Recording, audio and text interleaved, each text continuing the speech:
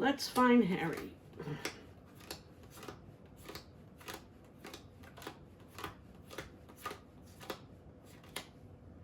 I almost pulled him as the queen.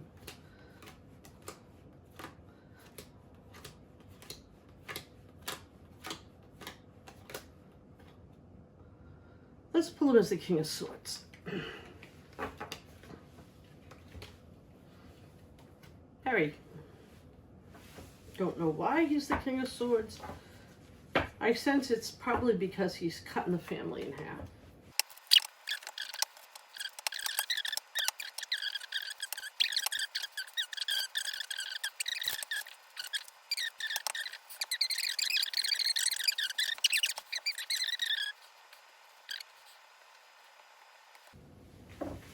Oh, sorry, there's dishes on my stove.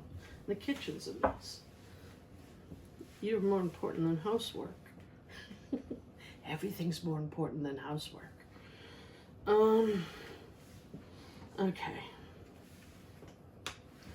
Boy, right away, he's very indecisive. His world is rocking back and forth, more so than it normally would ever have been in his life. He's really a lot more concerned and in more of a muddle than he lets on.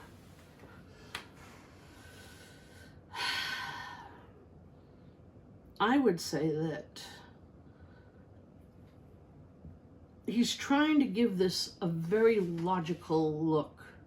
He's trying to really say, okay, this is the benefits, he's trying to look at it like a scientific thing. He's trying to take an emotional issue and he's trying to turn it into a scientific issue, like what would I do logically if, you know, if I were a lawyer, how would I handle this? If I were a politician, how would I handle this? And it's not doing the best for him, but that's what he's trying. Wow. Woohoo. Uh-oh. Well, this is very very interesting. Very interesting. Do you guys see this? He's got the Tower straight side up. Then he's got the Ace of Cups, which is the marriage card in this, especially in this position. Then he's got the Devil reversed, and then he's got over here, he's got the Five of Cups, which at the top of his tower, better at the top than at the bottom, than this at the top, but still, what it really means, reversed like that, it means that he's going to be absolutely lost and devastated after all of this. So what I am seeing here, okay, is that he's trying to make sense out of something that he's struggling to make sense out of it, but he's being controlled. He's absolutely being controlled by somebody. And of course, that's his wife.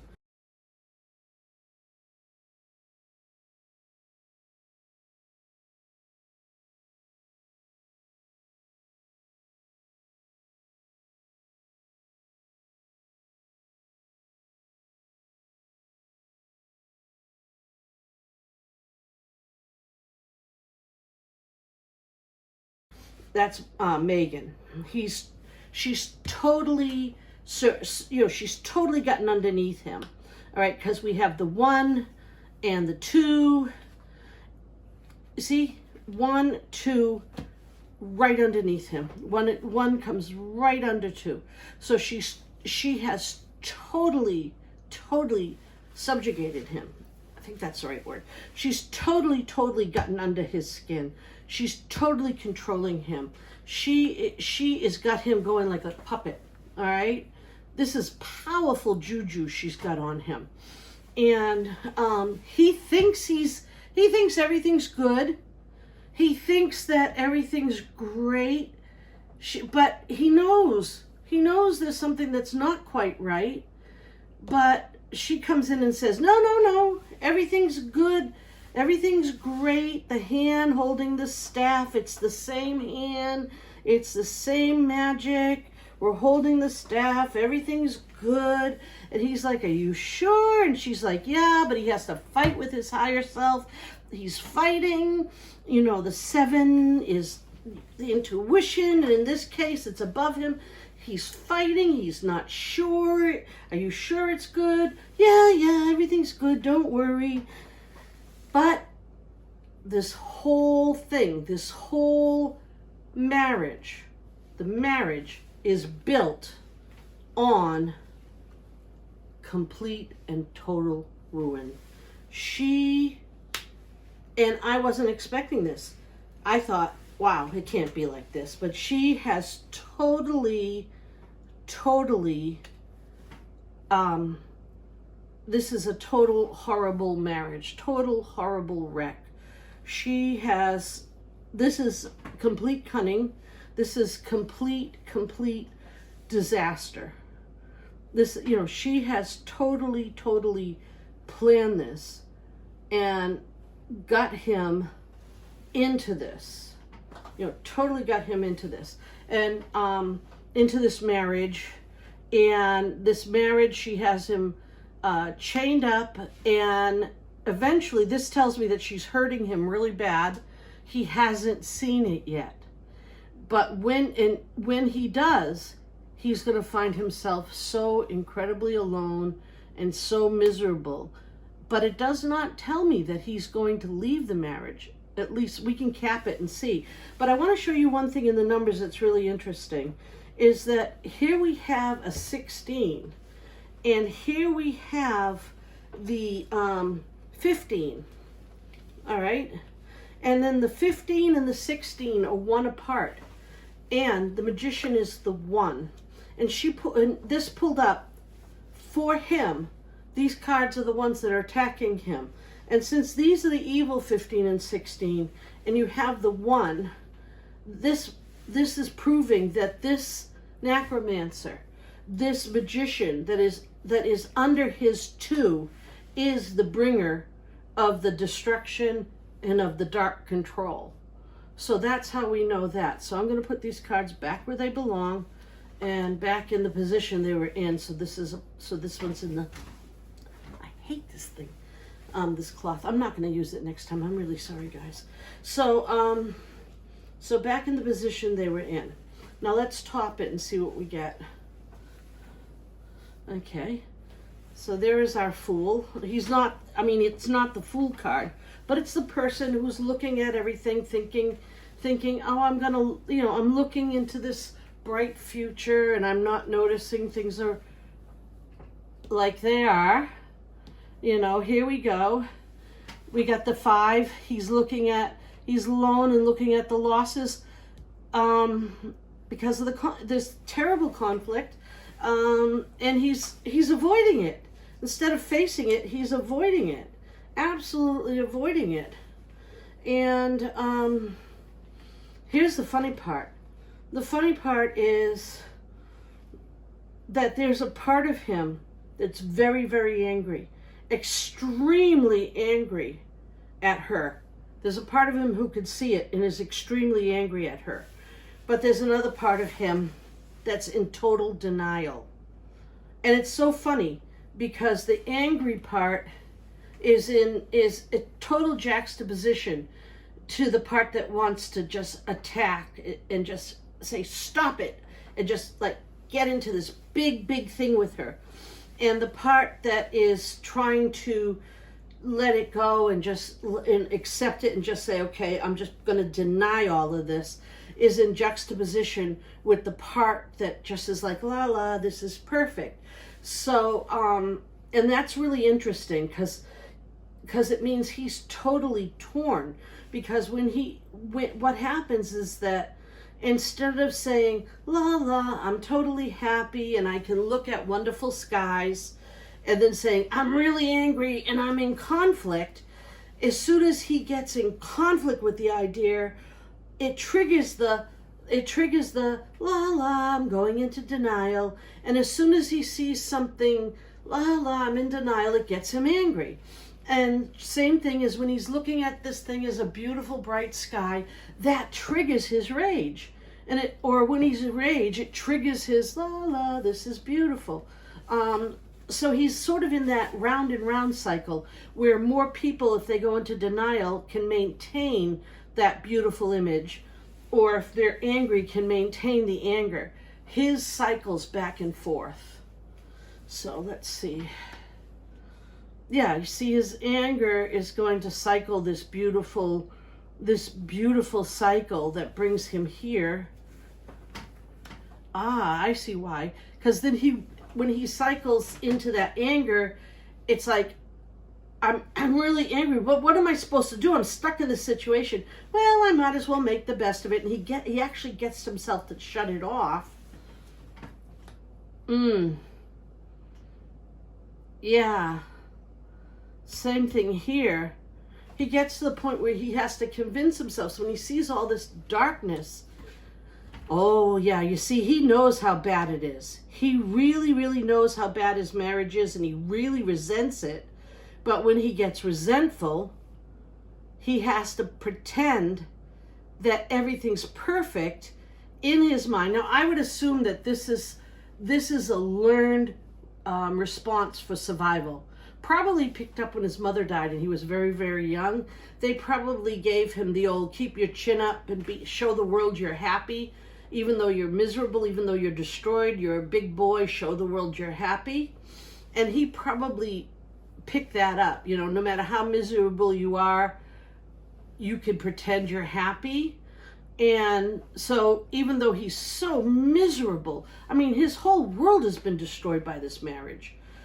And he's miserable, but he has to pretend he's happy. He doesn't want to lose what he has, which is probably his children and his, you know, his reputation. You know, I mean, he's gone so far. Oh, and he also doesn't want to lose face. He's confronted his father on her behalf. He's confronted the world on her behalf. And if he finally starts confronting her on the world's behalf, or starts agreeing with anyone who he's confronted, and you know, on her behalf, and by the way, these cards go here. I just put them in the wrong place. If he ever confronted anybody on her behalf, I mean, and said anything about her, and you know, like if somebody said something about her before and he reinforces that when he denied it before, he's going to be so embarrassed. And also, she's the mother of his children, and he doesn't want her to up and take his children someplace where he can't get them. And that would be a blow to him, because he really, really loves his children. And she can take them anywhere in the world. And she can take them to a place where he may not be able to reach them. And that would really devastate him. So right now, he has to play the happy game. And not just play the happy game, but he actually has convinced himself that he's happy. But he's actually lonely.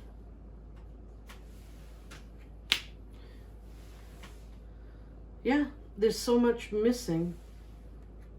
Oh.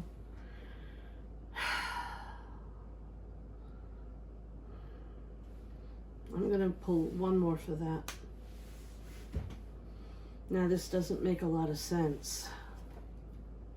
So I think this is the end of the reading.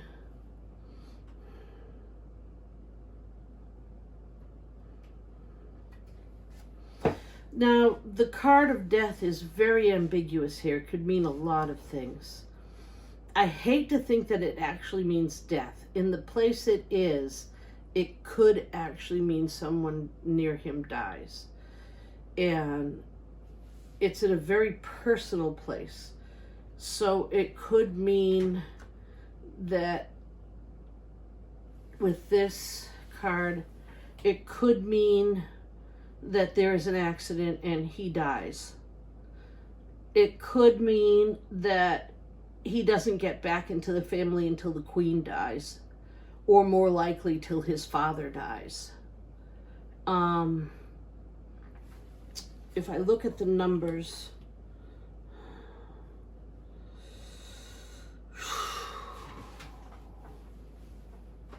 sorry about this. I wish they put the numbers in regular numbers. I'm not the fastest on Roman numerals, and I have some of them memorized.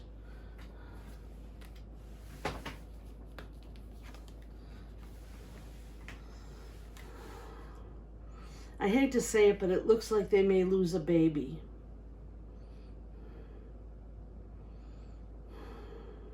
I don't think it's the death of the marriage, but I think it's a miscarriage, or maybe even a stillborn. And it's going to really put enough pressure on the marriage that that's going to be the excuse for the end of the marriage. So anyway, we'll see what happens. The death card is not incredibly clear. I don't know if she's pregnant again or when she's going to get pregnant again. I don't follow the tabloids. But if she does, or if she is, we may be seeing a miscarriage, or we may be seeing a severe problem with the baby. And that's going to put enough pressure on the marriage that it's probably what's going to cause them cause him either to get back in the family or to leave.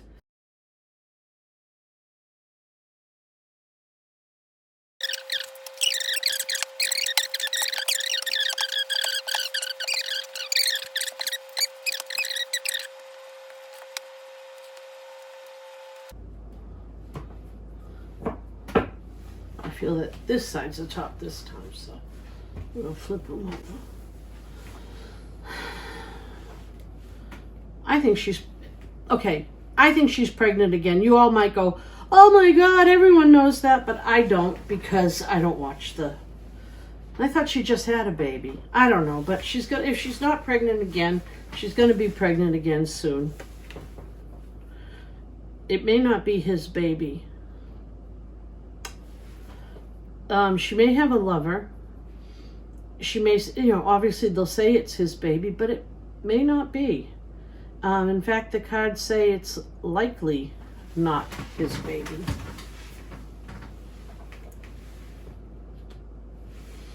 And he'll find out about it.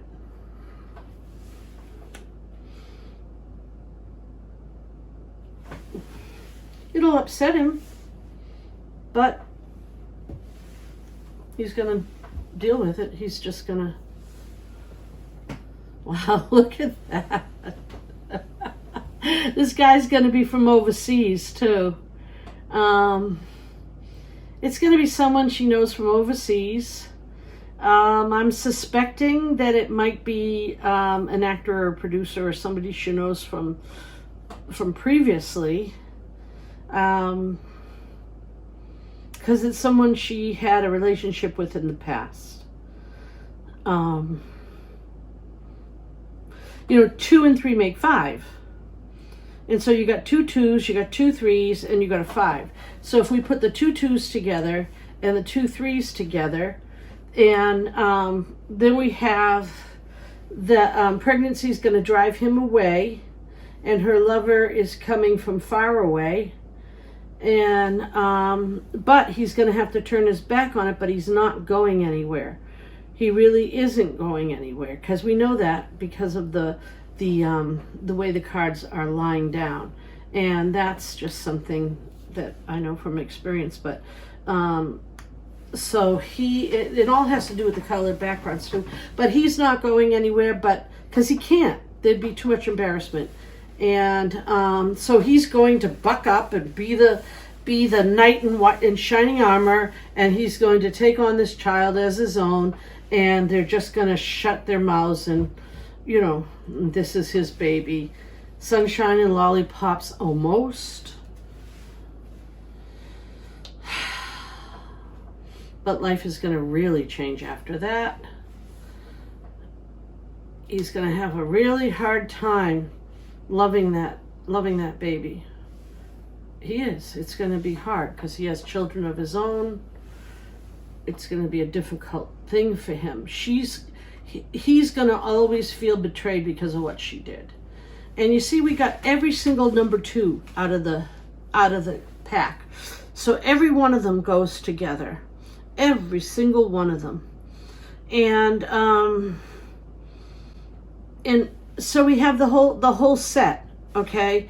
Well, just about the whole set. She, you know, the idea of, you know, then it's going to be a whole drama. They're going to be living out this whole drama, and it's going to be the idea of you know, we're going to go, we need to go our separate ways. The marriage is going to be a problem, but I love you, but I don't love you. I don't know. And we both have these people. We have to balance out our relationship. Okay, we'll have an open marriage. Oh no, I'm pregnant. Well, is it mine? No, it's not. It's going to be a mess. Okay. And she's going to cause this incredible conflict, and it's going to cause so much emotional damage. Oh, they're lovers. Oh, boy.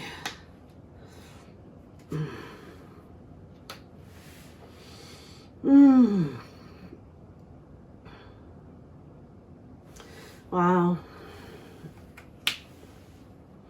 Do you know, they're gonna pretend that everything is okay until she decides that she's had enough and she wants out of the marriage. And when she wants out of the marriage, she's going to get out. She's going to get a lawyer.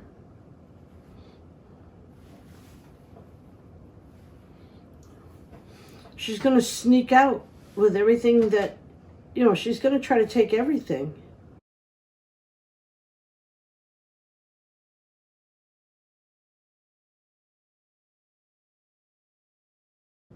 All these twos are amazing. The thing with all the twos, it really is, it means that there's so many, they're going to have so many chances to fix this, and they're not going to take the chances. You know, there's going to be so many chances where they can just turn this around. But it really looks like they're not going to do it. Like they're really not going to do it. They have so many chances to make this right. And they're going to screw it up every time. Every single time.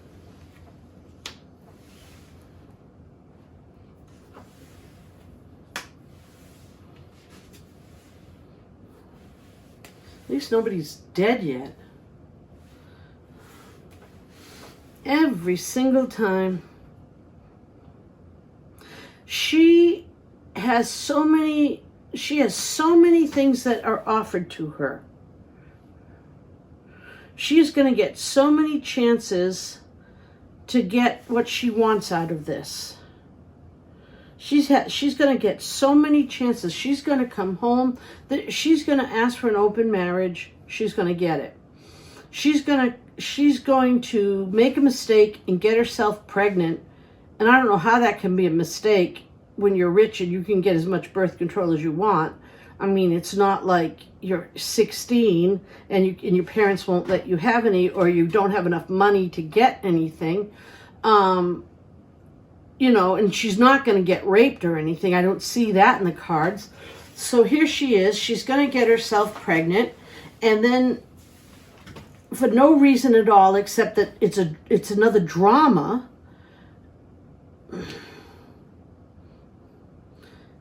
And she's going to do it as a way to get out of her marriage or to cause trouble.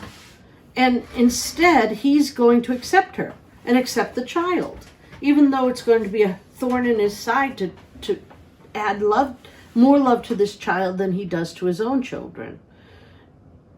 But he's going to accept her to make the marriage work, at least for the outside world. And then she's going to keep making more choices. And every time she makes a choice, consciously or subconsciously, she's hoping to break up the marriage. And she's always going to make the wrong choice. And he's always going to come around and fix it or give her what she wants. What a horrible game of cat and mouse. Hey guys, I have a quick note on the reading. After I was playing it back, I thought to myself, you know what that death card could be? It could mean, instead of a miscarriage, it could mean the difficulty between the two of them coming together over the birth of a baby that doesn't belong to both of them. So think about that. All right? See you later, guys. Love ya. Bye.